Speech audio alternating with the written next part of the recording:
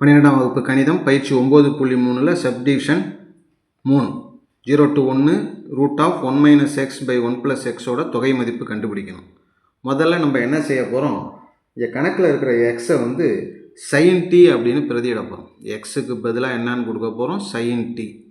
எக்ஸுக்கு sin tன்னு கொடுத்தோம்னா இதை வகைப்படுத்தினா என்ன வரும், dx = cos t into dt. dxக்கு cos t dt.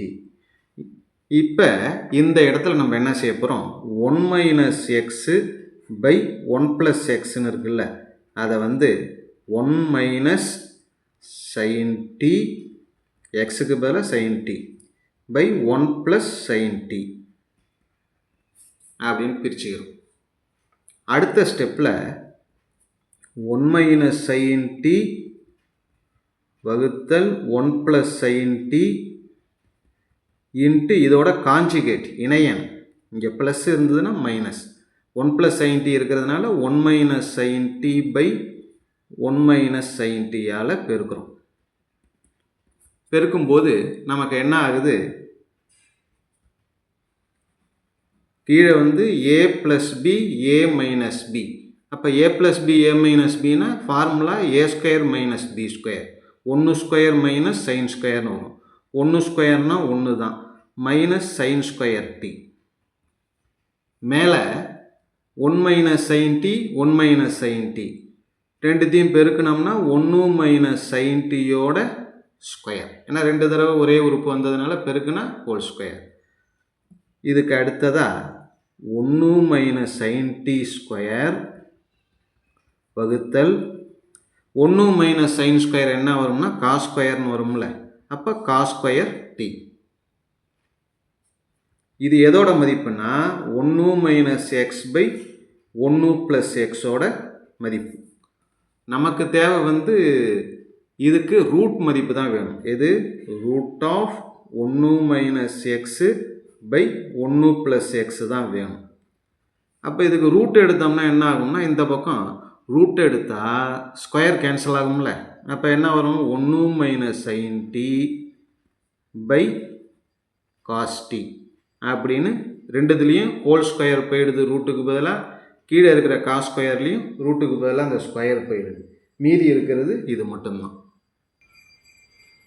கணக்குப்படி integral root of 1 - x by 1 + x dx = integral 1 - sin t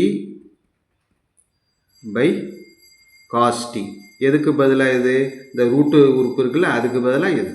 dx இருக்குல்ல, dxக்கு பதிலாக நம்ம ஆரம்பத்தில் என்ன கண்டுபிடிச்சிருக்கிறோம்னா, dxக்கு பதிலாக என்ன இருக்குது, cos t dtன்னு இருக்குது. அதை நம்ம உபயோகப்படுத்திக்கிறோம். dxக்கு பதிலாக cos t இன்ட்டு dt. அப்போ என்ன ஆகுது அப்படின்னா, இன்டகரல் cos t கேன்சல் ஆகிடுது, 1 - sin t இன்ட்டு dtன்னு இருக்குது. இதுக்கப்புறம் அந்த இடைவெளி இருக்குது இல்லையா, இது லிமிட்டு, மேல் எல்லை கீழ் எல்லை இருக்குல்ல, அதுலேயும் ஒரு மாற்றம் செய்யணும். என்ன அப்படின்னா, கணக்கில் கொடுத்துருக்கிறது எக்ஸுக்கு 2 எல்லை மதிப்பு கொடுத்துருக்காங்க. எக்ஸுக்கு வந்து ஒன்று வந்து 0, இன்னொன்று 1. எக்ஸுக்கு பார்த்தீங்கன்னா எக்ஸுக்கு 0 1 1 1 கொடுத்துருக்காங்க. நம்ம வந்து எக்ஸை என்னவா மாற்றிட்டோம், sin t-யாக மாற்றிட்டோம்ல, அப்போ நம்ம இங்கேயும் மாற்றி ஆகணும். எப்படி, x = sin tன்னு மாற்றிருக்கோம் இல்லையா. அப்போ டீக்கு லிமிட் என்ன வரும்னு பார்த்தோம்னா, எக்ஸுக்கு பதிலாக 0ன்னா இந்த இடத்துல 0 கொடுக்குறோம். sin t = 0ன்னு வரும். இந்த எக்ஸுக்கு பதிலாக 0 தானே இருக்குது. 0ங்கிறது சைனோட எந்த மதிப்புக்கு வரும்னா sin 0 0. சைனு கேன்சல் பண்ணிட்டா t = என்ன வருது, 0 வருது. அப்போ 0. அடுத்தது அதே எக்ஸுக்கு இன்னொரு மதிப்பு என்ன இருக்குது, எக்ஸுக்கு பதிலாக 1. x = 1 1 அப்படின்னா t = நமக்கு என்ன வரும் அப்படின்னா, 1ங்கிறது சைனோட எந்த மதிப்புக்கு வரும்னா sin 90. 90னா π/2. அப்போ sin கேன்சல் ஆகிடுச்சுன்னா இந்த இடத்துல என்ன வரும்னா 90ன்னு வரும் அல்லது π/2ன்னு வரும். இதுதான் லிமிட்டு. இப்போ 0 to 1ங்கிற லிமிட்டு என்னவா மாறிட்டு 0 to 1ன்னு இருந்த லிமிட்டு 0 to π/2ன்னு மாறிடுச்சு. 0 to π/2. இப்போ தொகை பண்ணி அந்த மதிப்பை எடுத்து எழுதினோம்னா அதான் answer. 1 × dt தொகைப்படுத்தினா t minus sin tக்கு என்ன ஆகும்னா தொகைப்படுத்தினா மைனஸ் காஸ் t வரும். இங்கே ஏற்கனவே மைனஸ் இருக்குது, அதனால் ப்ளஸ் காஸ் tன்னு வரும். லிமிட் வந்து என்னென்னா 0லேருந்து π/2 வரைக்கும் ஈக்குவல் டு டீக்கு பதிலாக π/2 காஸ் π/2. இது அப்பர் லிமிட் மைனஸ் அடுத்தது லோயர் லிமிட் 0 கொடுக்க போகிறோம். டீக்கு பதிலாக 0 ப்ளஸ் காஸ் டீக்கு பதிலாக 0 ஈக்குவல் டு π/2. காஸ் 90ஓட மதிப்பு 0 மைனஸ் 0 காஸ் 0ஓட மதிப்பு 1. என்ன வருது π/2. இதில்